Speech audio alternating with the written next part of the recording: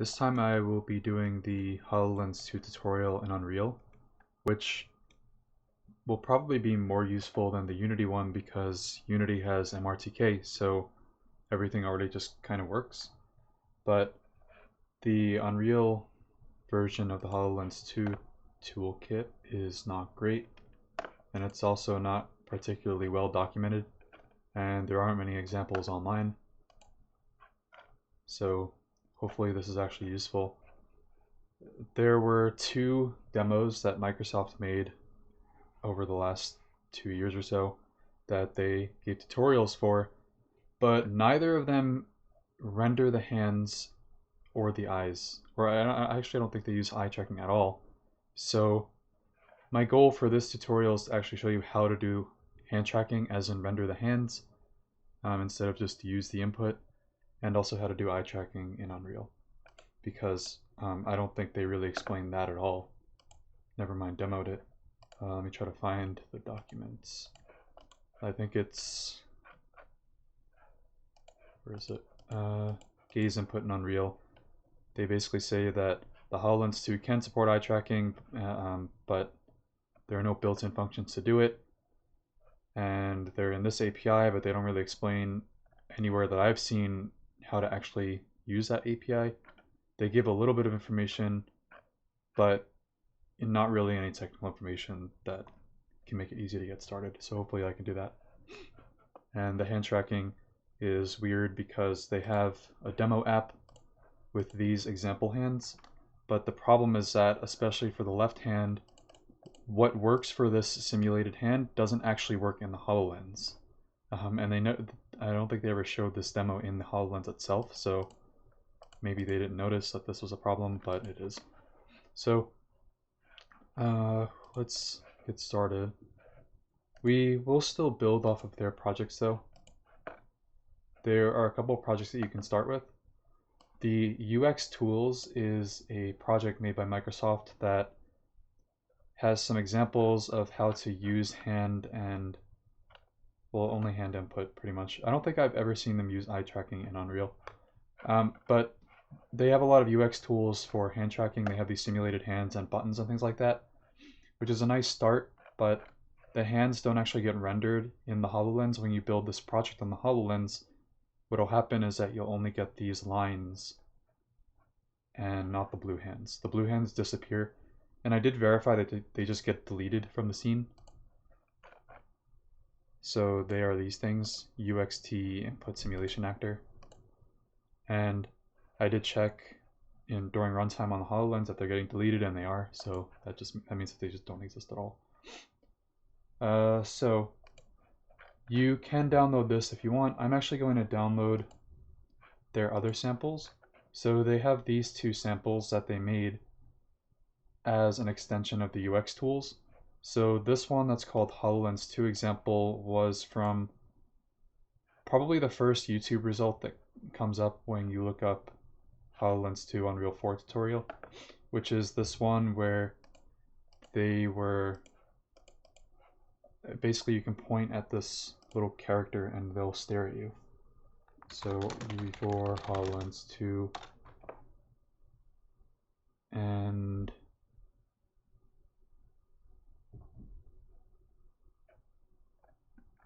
I'm actually not sure where it is. It's one of these. Anyway, you point at this guy and he looks at you. Yeah, this. So he'll look at you until you turn all the way around, and then they'll stop looking at you. But the hands aren't being rendered. You can just point at the buttons and make things happen. So it's not really helpful if you want to do anything more advanced with the hands, like if you want to use collision detection. So that's what that demo is. The chess app is this. And I'm not even sure if they gave an online tutorial or a video tutorial of this. This is basically the thing that shows up when you look through their documentation for examples. So this Unreal development overview, somewhere in here they have, yeah, here, the chess app. And the tutorial is really, really bare bones. They don't really explain why you should do anything or how to expand this. It's really off base for Microsoft to not have so little documentation on something like this. But in any case, I want to expand the chess one because it's more bare bones. By that I just mean that there are fewer files. So when you download it from their Git repo and open it, it pretty much just has these. So the blueprints document has these things and some textures and meshes, and then just a pawn and a game mode. Whereas the HoloLens 2 example project has a lot more stuff. It has a bunch of different examples that you can look through, which is nice, but still doesn't do the more advanced things that you'll find in the Unity assets.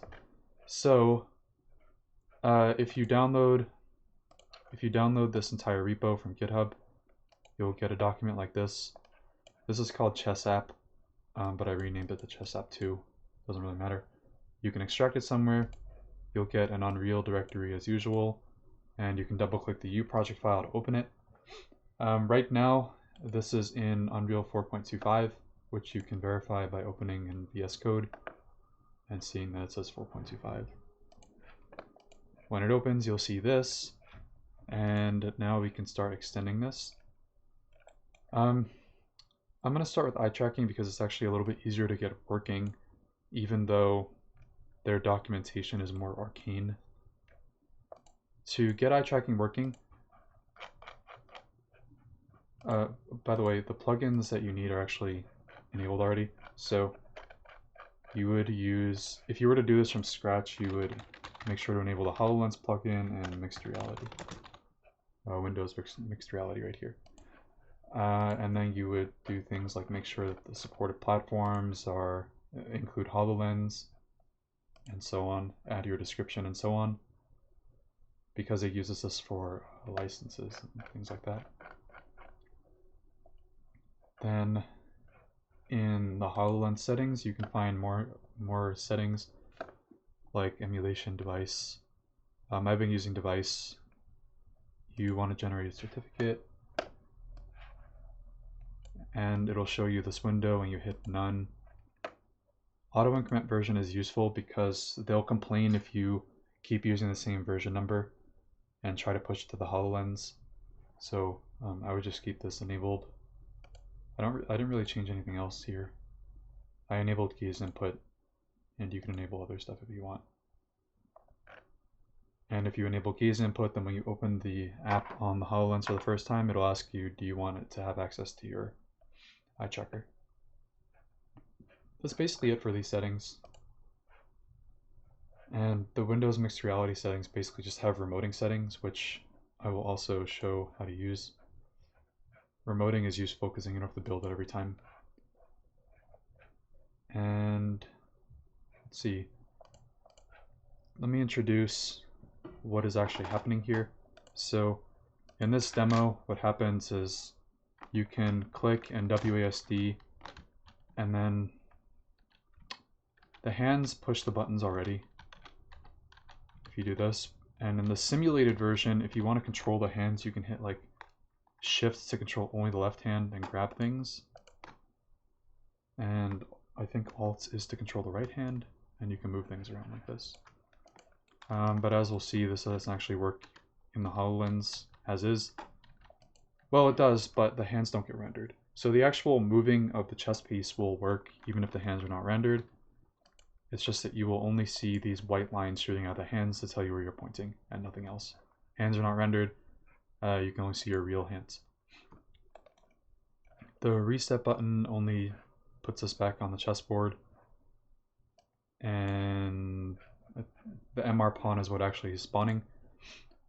I was looking through their documentation to figure out how to do this, and their documentation is also strangely not documented that well.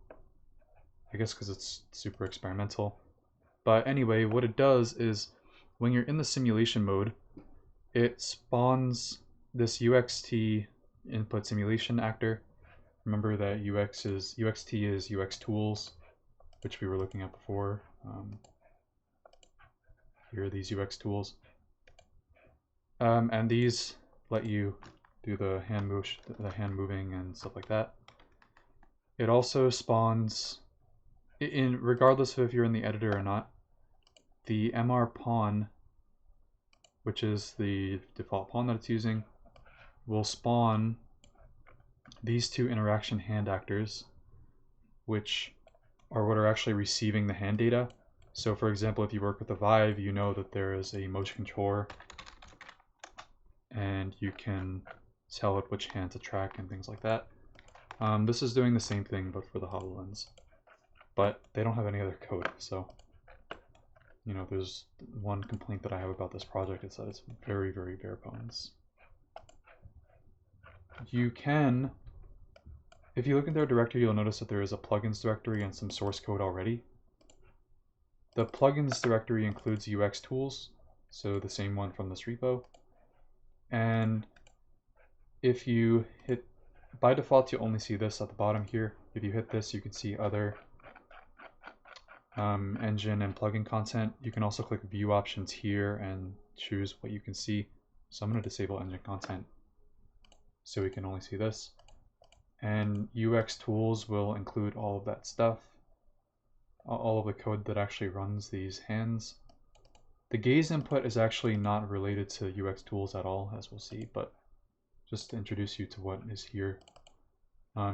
This has hands and all the code and skeletal mesh and everything. So you can look through UXTools to figure out what's happening. That's what I did, even though it's poorly documented. But maybe I'll just move on, I guess. Oh, one last thing. To get the HoloLens 2 to build at all, you need to make sure that when you install Unreal, that you install the HoloLens.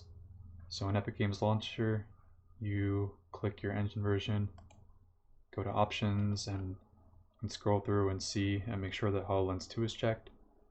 If it's not, you have to wait for it to download, otherwise you won't be able to build for it. Lumen is for Magic Leap, you don't actually need that. But make sure HoloLens 2 is checked. You can also do this when you first install the game engine. And that's all you need to do there.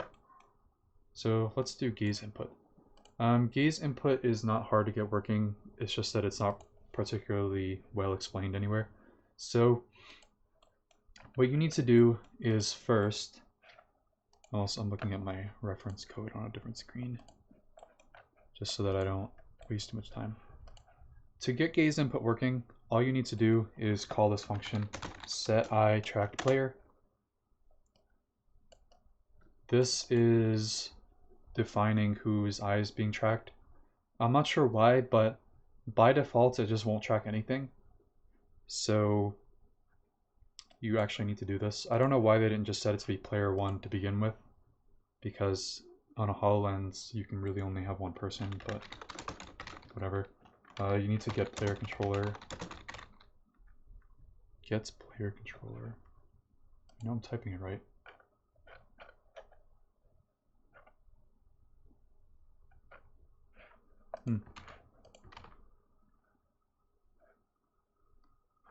I guess you can't use that in the constructor. Let's do it in begin play then.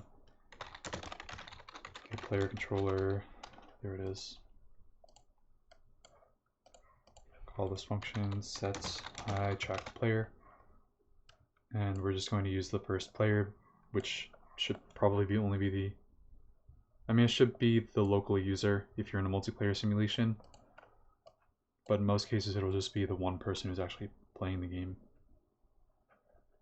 And that's all you need to do to get the eye tracking working, apart from enabling gaze input in HoloLens, which we did before. Now, to visualize what's happening, we can make a little sphere that is at the fixation point. Actually, well, let me do the code. Let me do the code first, and then I can explain something important. So in tick, I'm just going to update the eye tracking data. There is this function getGazeData, which you can use to get their gaze data. That's exactly what it says. There is another function called getStereoGazeData, which in the documentation they say will not work. The reason being that right now the API doesn't seem to expose to the developer each individual eye tracker's data. It basically just gives you a vector telling you where they're pointing. So if I draw a beautiful paint diagram, let's see, if I'm this person and this is an aerial view, so I have these two eyes, and I'm looking at this point right here, like that. So my eyes are trying to focus on this point. It won't give me each of these vectors. What it will give me instead is a vector like this in local space. And the local space is important because it's local to your head, so it'll tell you this vector as if your head were the origin. If you want to get it in world space in Unreal, like for example, let's say that this is the origin, what you need to do is add the head transform or the head location. So you do like get world location for the head and then add the gaze data. We'll see this in a second actually. And this is different from head, the camera forward vector. So let me illustrate that quickly. I was doing this. So if I am looking forward, the camera forward vector is like this. But let's say that I'm focusing on a point that's over here. Paints provides so many color options. It's the perfect editing tool. Something I missed. I'm focusing on this point over here.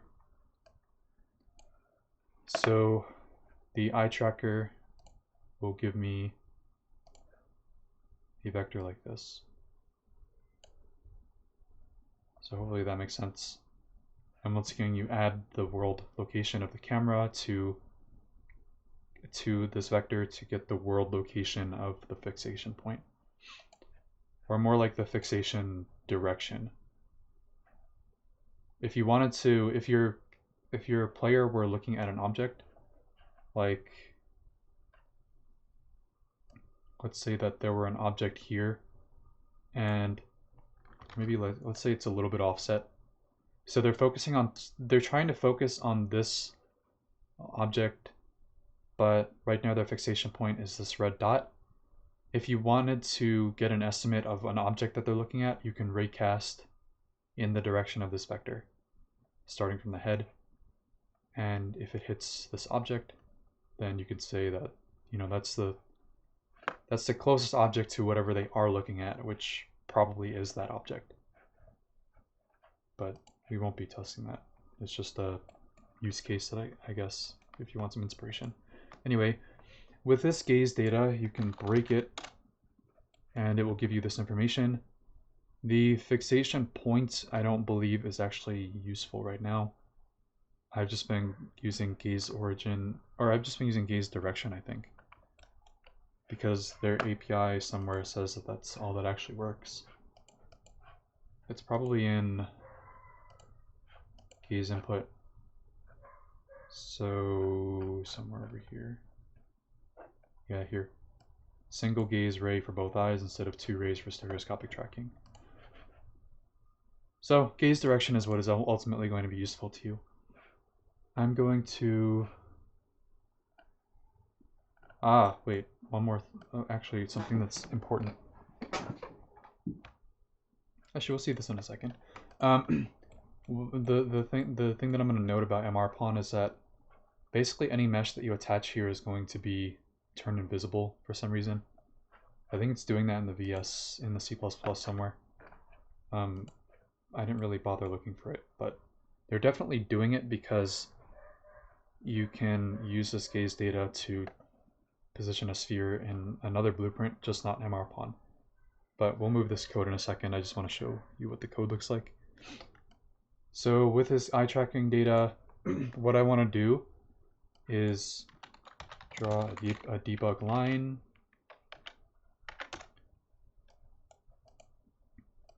I'll draw a line and a sphere. So draw a debug line. It will start at my head.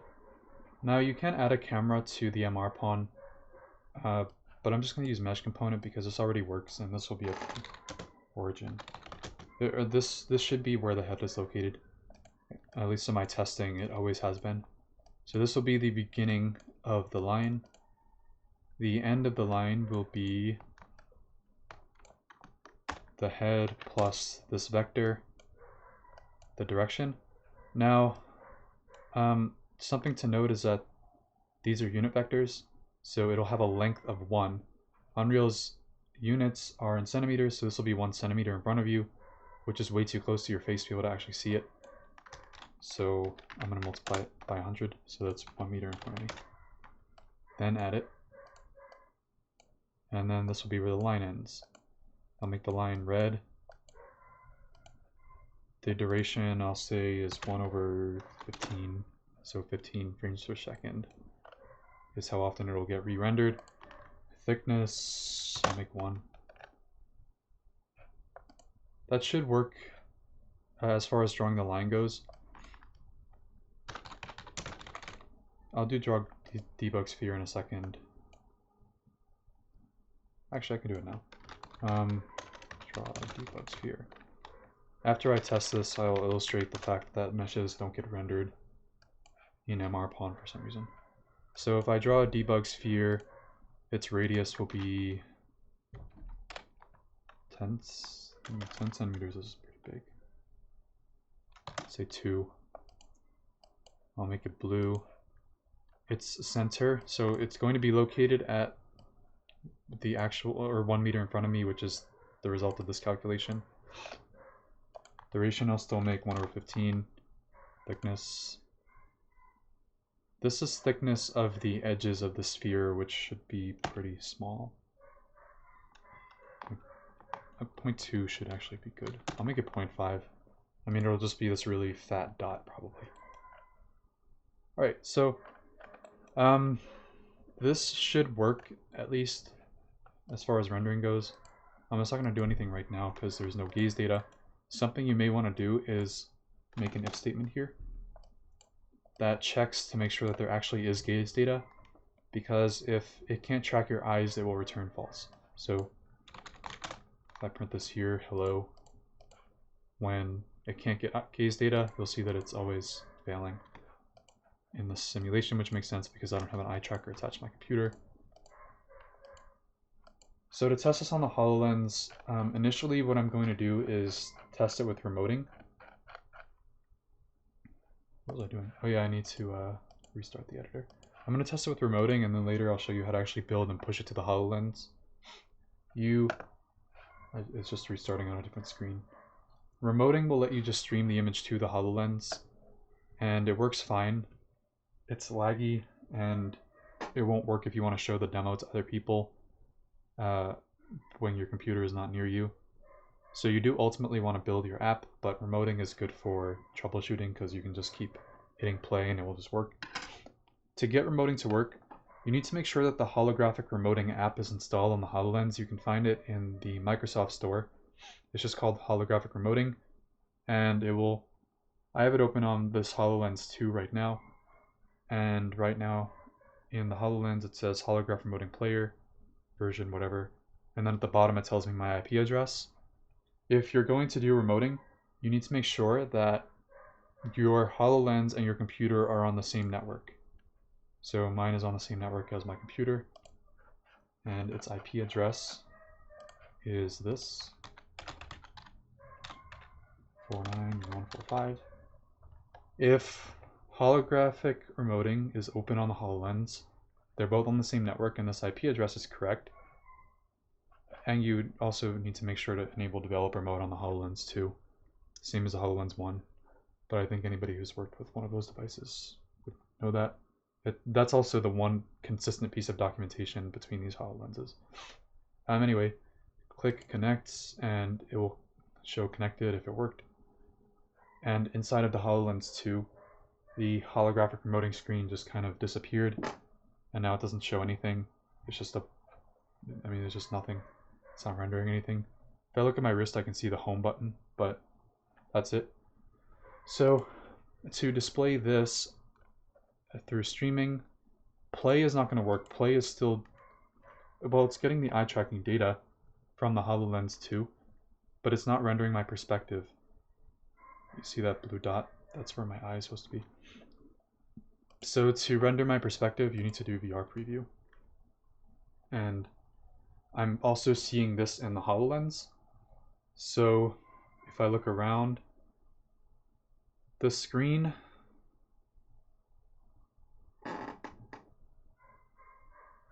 so the origin is not quite where it should be, but you can see that the gaze input is working. When I look around, it's right. It's a little bit inaccurate right now. I need to calibrate it. I'm just testing right now. If I look around, right now I'm looking at the top right of my monitor, the left of my monitor. It's a little bit off. I should fix this calculation to try to deal with that.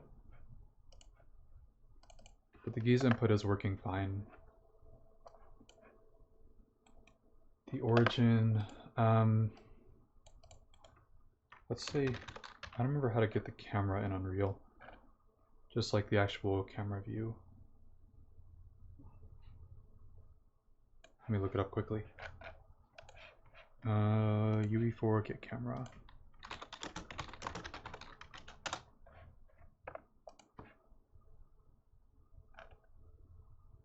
Get player camera manager. Cool. That'll work.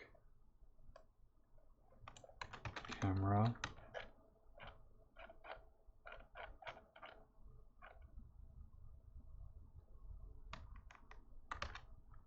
Get actor location. Is it an actor? Guess so. Let's do that. And hopefully this works.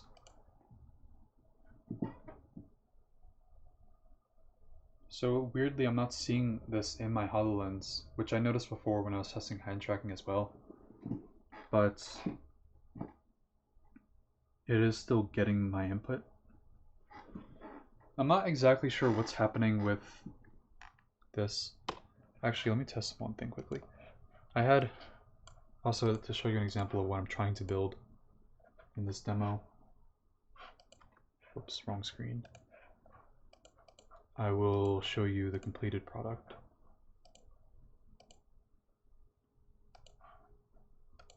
So we're going to be building this. The hands are both tracked, and the eye tracking isn't working in this one, but it works inside of the HoloLens after I built it. I'm going to check quickly inside of my HoloLens to make sure that to see if the origin of the eye thing is correct. Otherwise, top left of my monitor, top right.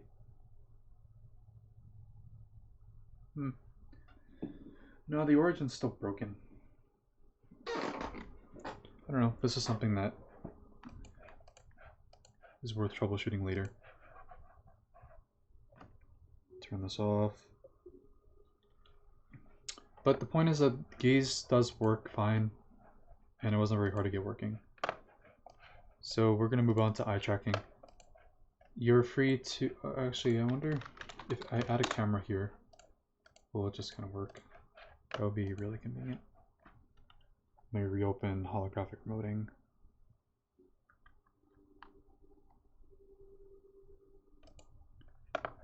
Connected. Now I have this camera, and if I use this instead,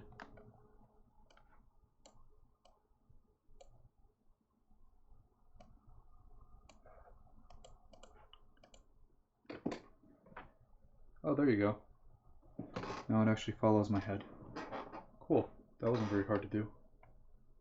I just forgot I had to do that. I wasn't moving my head very much when I was testing this before. So yeah, it is in the right place now. So I look at the top right of my monitor, it goes up there. Look at the top left of my monitor, and it goes all the way up there. Cool. So there we go. Eye tracking is there. What I wanted to show before was that if you add a sphere here, and you try to put this at the location of the eye tracker fixation point instead of drawing a debug sphere, it actually won't render it correctly. Red. What in the world? Maybe I have to do show engine content, and then it will show me the other reds in the engine. Yeah, there it goes.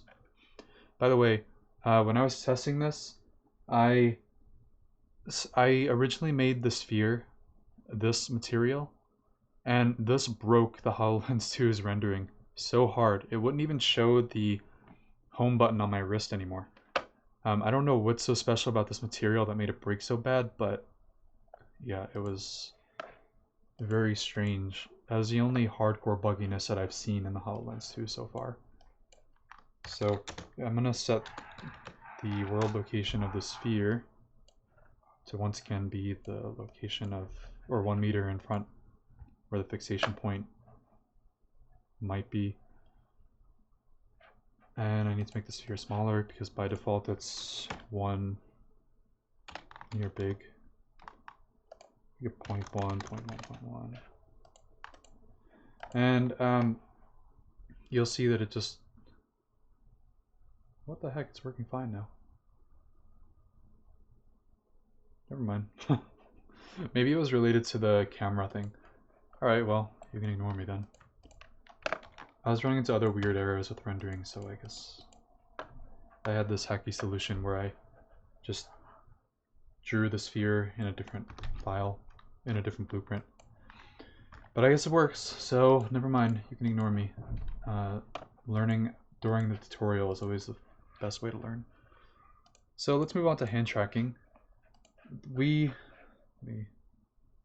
I'll keep engine plugins. I want to use the hands that they're using, so these blue hands, but I want them to actually follow my hands. You probably noticed when I was doing VR preview that my hands don't actually appear. You can see the little pointers, which are in the right place, but the hand itself doesn't get rendered. And I don't know why they chose this as their Unreal demo application, but it's really annoying, and we're going to fix that. So we want to position these hands correctly, these input simulation hands. To do that, I'm going to, we need to make a Poseable Mesh.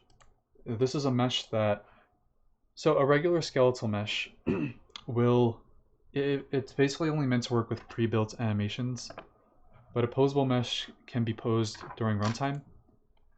So it's a lot more useful for dynamic animation like hands. So I told it to use these input simulation hands, and I looked through basically their entire API, and I didn't find an easy way of just getting all the transforms at once. But there is a different thing that we can do to get this to work. The function that we want to use to get the position of bones is called getHandJointsTransform.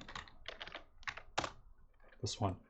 And this will work, and it will give you where each of the bones of the fingers are.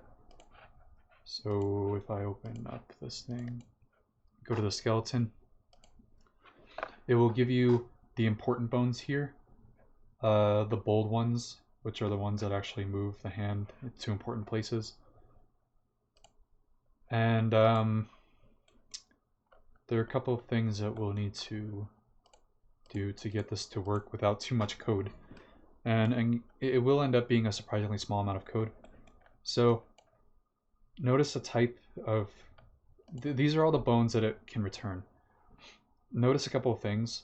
The type is EWMR hand keypoint enum. And in Unreal, you can do a for each loop on an enum, just like in most other languages. Another thing to notice is that the names of elements in the enum are the same as the name of the bones, but with a space. So we can use this information to automatically automatically pose the bones without having to hardcode anything. All we need to do is remove the space. So I'm going to start with the right hand, which we'll see why in a second. The left hand is a really weird case, I found out. So we want to run a for each loop on EWMR, whatever that is, for each EWMR. And this will go through each element of the enum. And so for each of the bones, we can think of the key points as bones. For each of these bones, what we want to do is pose it correctly. So Poseable Mesh has set bone transform by name. And we want to use component space because the API says that these are in component space. So that's what we want to use. Then the calculation that they were doing, which seems to be necessary, is, or to avoid bugginess, you're supposed to do this. At least in my testing, it seems like doing it any other way broke it hard or cause other weird problems. What you're supposed to do is, well, let me rename this, by the way. You're supposed to take this thing's transform. In their C++, I actually used their code as a reference for how to do this calculation right here. Line 360 of UXT simulation actor here if you want to check it out. I use this as a reference on how to do this. And they're using get component transform, which is basically the same as get world transform in Blueprint. You want to multiply this by the transform that they give you for the hand joint. And then for the right hand, this is actually good enough. So that's all you have to do for the right hand. We do need to get the bone name. You can do that by taking the enum and saying toString. Something strange that I guess is worth thinking about if you ever run into this problem is casting to text or string for some reason in an enum in Unreal is different. So the text will return something like EWMR key points, colon, whatever, like index proximal or whatever. The string will include basically just these, the names exactly as you see them. So you want to use a string for this because it's simply easy to work with. And we want to remove that space. You can do that by doing You can do that by doing replace. Can't spell. Replace a space with nothing. And that's it. And this will be the bone name. And that's it for the right hand.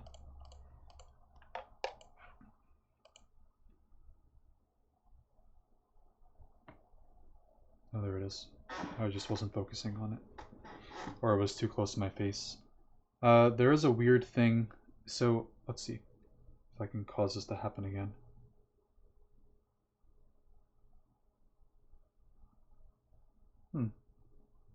It's okay now. Let me see if I can cause this to happen here. If I make these invisible.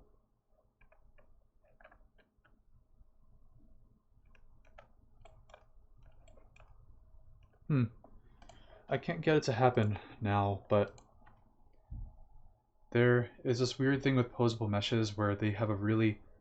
Initially, they can have a really restricted field of view from which you can actually see it. Oh, there it happened.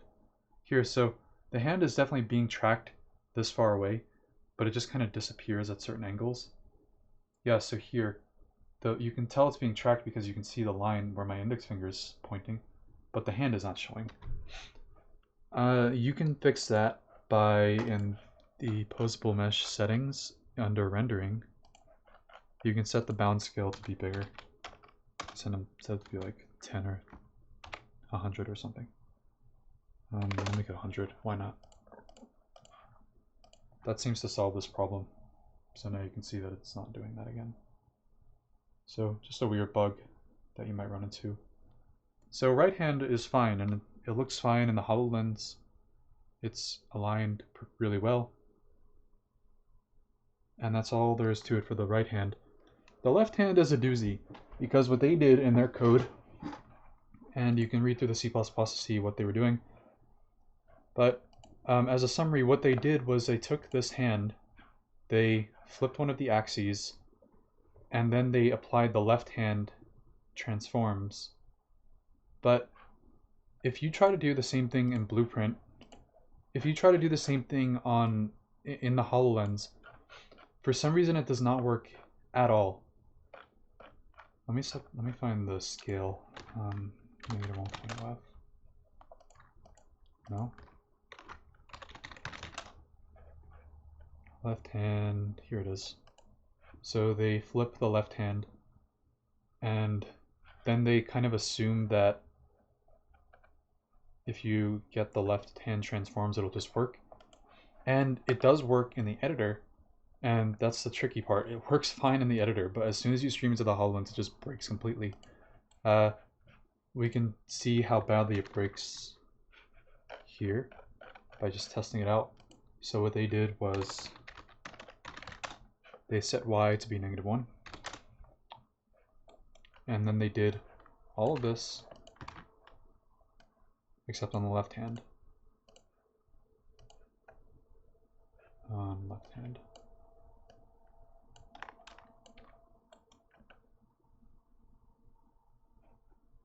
What is happening? Oh, right hand. Merge these so that it doesn't confuse me.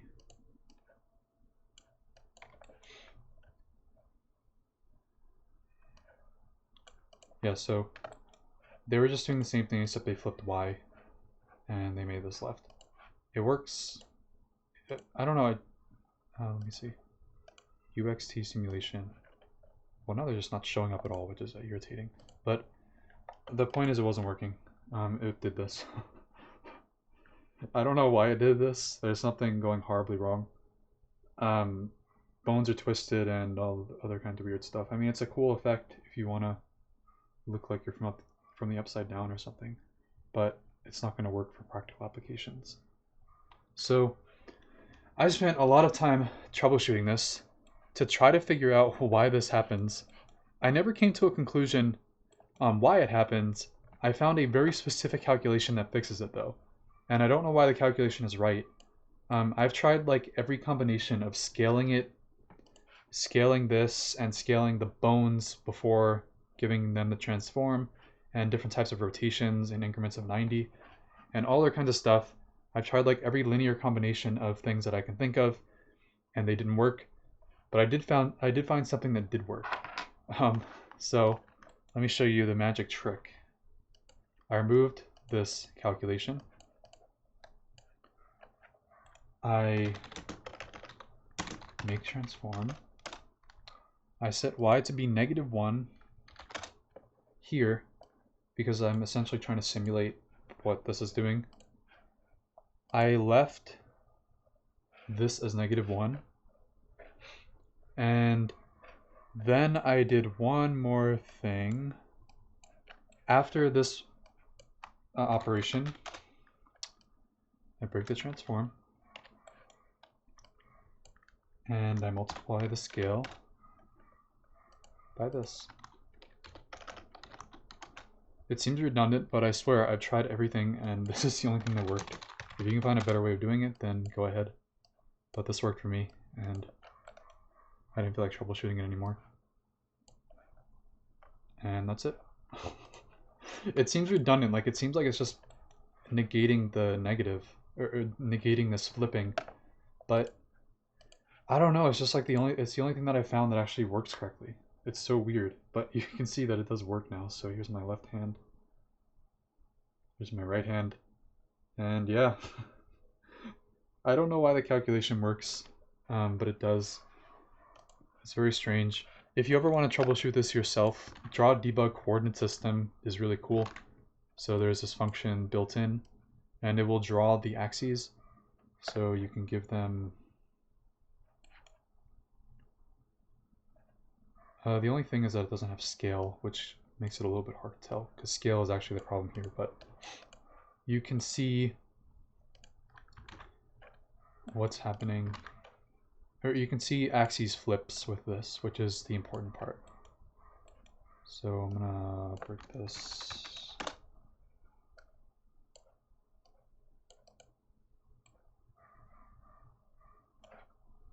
Yeah, that'll work.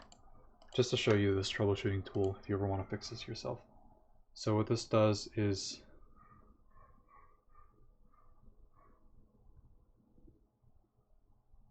now strangely it's not even showing the other one.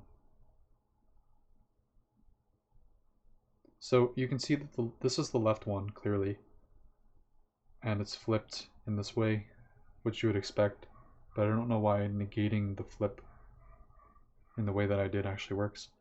I don't know what happened to the right hand. Just disappeared on me. Ah, I'm using the wrong transform. There we go. Yeah, there we go. So the thing to note is that what they were doing, which wasn't working, was multiply y by -1, and if I -1, -1. There's one more transform that I had to make. I don't remember where it was. But when I was troubleshooting, what I found was that with whatever operation they were doing that wasn't working, what it did was it took the left bones, it did move them to the right locations on the fingers, but the axes were rotated, and it seemed like the metacarpal axes were rotated differently than the other parts of the fingers, and the thumb also seemed to be, I don't know, like its location was messed up or something like that. So, I don't know, there was a lot going on, and I tried a bunch of things, and this is what ended up working. So, if you want to just get something that works, you can use this calculation. I'm going to remove these for now.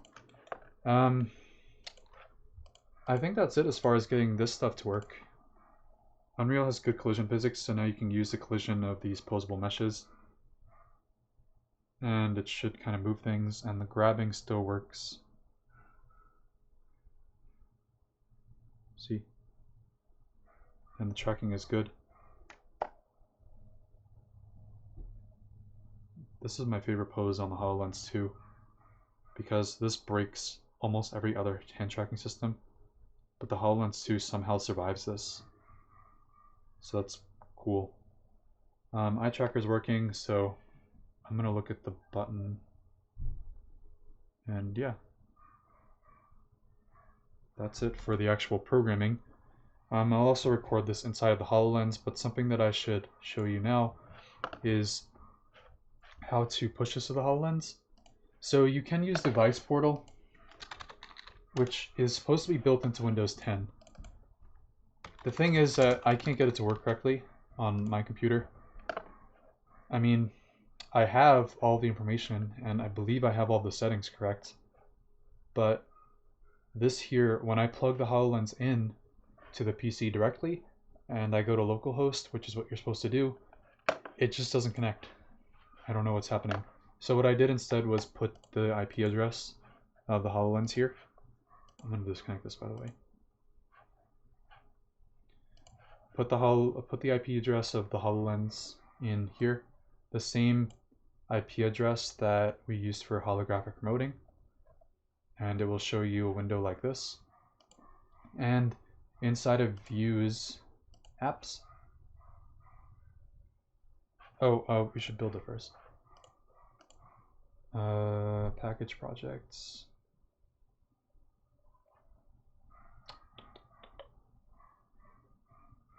Package project. Oh, you just do package project HoloLens, and they already have a build directory, so that's convenient.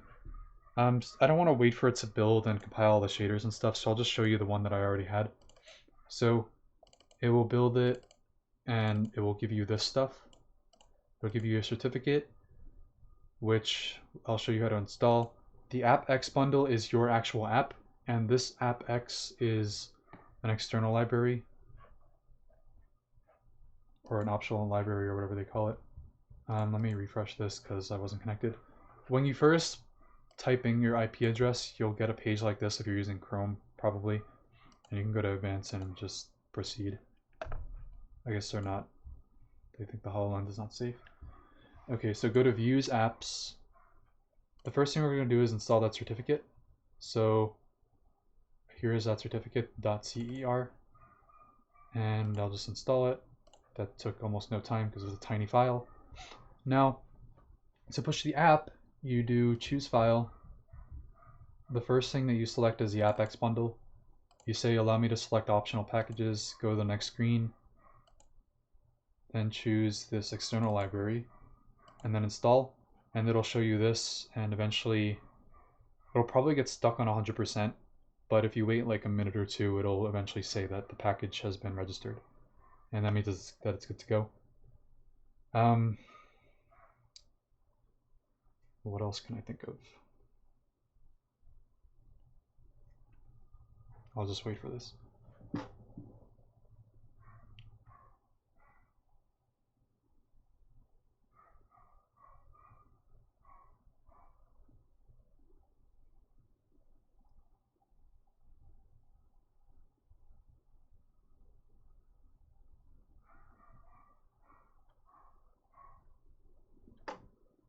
I think the actual push time to the HoloLens is probably about the same as with the Unity process, where you build a Visual Studio solution and then run it and compile it in Visual Studio. Probably takes about the same amount of time, or maybe this takes even less, and it's also less annoying because you don't have to use Visual Studio. But anyway, you can see it says package successfully registered, and that's it. Then it will appear in the HoloLens with whatever name you gave it. I believe by default it's just the project name, but you can change that up here in description. You can change this to be whatever you want. And that's basically it. I can't really think of anything else that is important to note here. You're free to go through their C++ code if you want, and you're experienced enough with C++ to understand it. I am, but it's just not well documented, and I didn't feel like reading everything because there's a lot of nesting of functions to different files, and I didn't want to deal with all that. To show you some links of to things that are or aren't useful that they provide. This is the getting started thing, which I showed you before. It's the pseudo tutorial, and by pseudo I mean it's borderline useless, showing you how to basically just how to open this project and get it to push on the HoloLens, but they don't really give you any other information at all. The gaze input one is also kind of useless. It gives you a little bit of useful information, but not much. It doesn't tell you that you can use that function. For example, HoloLens 2 device Quickstart. This is actually kind of useful. It tells you how to set up device portal. The thing is that this just didn't work for me. That's why I'm doing it online. If you can do it locally, it will probably be faster than pushing it over the network. I would be surprised if it weren't. But this is actually useful. The packaging an app, I mean, I guess it's okay. They show you which things you should check when, and this all seems fine. Honestly, it's just Microsoft's own documentation that's not good in this case.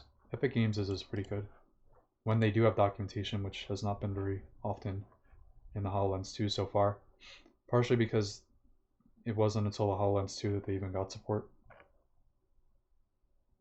Here is the documentation for these two, if you want to check out the link and go there. Here is UXTools, which this actually is, I mean, the high-level documentation is fine. It's just that I don't think they give you enough information to really extend it to things that are more interesting, and it doesn't really describe these problems with actually deploying it in the HoloLens 1, or sorry, HoloLens 2, like the left hand going haywire. So anyway, you can check out these links and see if you find something useful. I didn't. I just brushed through their API to try to figure out what was going wrong, and then I tried a bunch of random stuff, and something happened to work. So that is it, I guess. Good luck with this. I think there's a lot of interesting potential with building on the HoloLens 2 with Unreal, because you have better multi-threading, you have all kinds of cool third-party libraries, you have better animation and all other kinds of stuff. You have physically based rendering, which will be really interesting to see in AR. And yeah, so hopefully this tutorial helps people actually get started without having to spend all this time troubleshooting. So I'll record from the HoloLens 2 just to show you that it's working, and that'll be it. So yeah, bye. My follow-up video showing that I actually did get things working correctly. So let me show you what HoloLens Remoting looks like. It's this app here, and when you open it up, you see the mesh thing, and then it says this, and it tells you what your IP address is. The other way to find your IP address is in settings, but you absolutely need holographic remoting to stream to the HoloLens, even in Unity. But if you want to find your IP address the other way, what you can do is go into settings and go to your Wi-Fi settings, advanced options, and scroll to the bottom and you'll see the same IP address right there, IPv4 address. So both of these will work, and also make sure to enable developer mode, which is here in Update and Security for developers, and just enable this. I don't think that this Unreal process actually asked me about this, but if you're in Unity and you want to push to the HoloLens and you need a code, you'll find it in these developer settings when you hit pair. It'll show you the code that you would need to type in, like when you're pushing from Visual Studio. And just to show you, I had Device Portal enabled on the HoloLens and on my PC, but I still can't get it working. So I can't get it working locally by having it plugged in. So I don't know what's up with that. Let me show you the app itself working. It shows up as Chess app. I had another Unreal app too. Shows up as Chess app with the defaults Unreal logo. And this was not the one that I built for the tutorial. It's basically my reference, which is this one. So this one doesn't have the fixed eye problem where like the center is not in the right place, but we know how to fix that now, so it's fine. But I just wanted to show you that I did actually get this working, and this button works.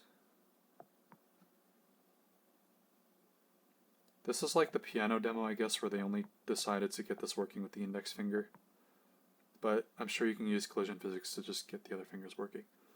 Eye tracker is working. When you first open this app, after building it this way, it will say, do you want to enable your eye tracker? And then you just hit yes. And this works fine. And here are my little transform gizmos. And the hands themselves are working, and the left hand is not totally screwed up. So yeah, hopefully this helps, and I will now stop my recording.